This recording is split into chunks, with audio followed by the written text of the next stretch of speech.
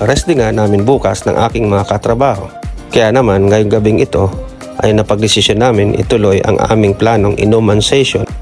Dito nga kami sa bahay ng aking katrabaho dahil dito ang napag-usapan naming venue.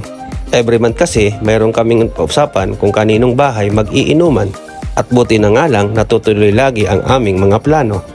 At kinaumagahan ay syempre family day naman. Lumabas nga kami ng aking pamilya. Alas 11 na nga kami nakaalis sa aming bahay at panigurado gutom na itong aming mga anak at ang aking asawa. Nag-request nga ang mga anak ko na sa Jollibee na lang kami kumain. Sa totoo lang, ngayon lang ulit kami nakalabas ng aking pamilya. Lagi rin kasing busy dahil mga nag-aaral na sila. Ngayon nga lang ako nagkaroon ng rest day ng araw ng Sabado. At nung mga nakaraang buwan kasi at araw ay medyo nagipit kami sa budget. At maya-maya pa narito na kami sa Jollibee sa Antipolo.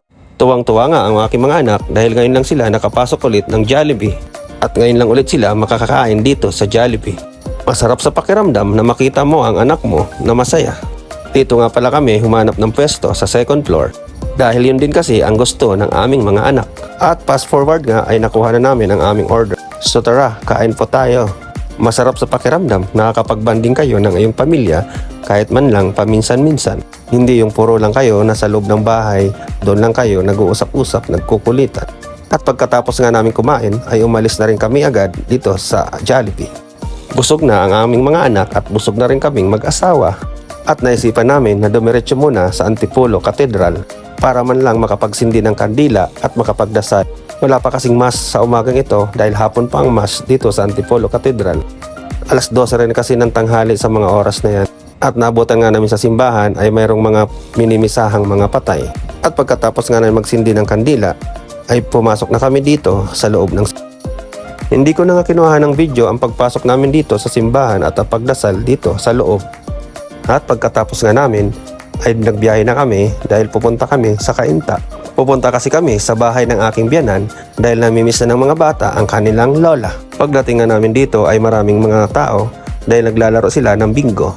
At pagpasok nga namin dito sa bahay, nakipaglaro agad ang aming mga anak sa kanilang pinsan. At maya-maya pa ngay lumabas sila at dito naman sila sa labas nagsisitakbuhan.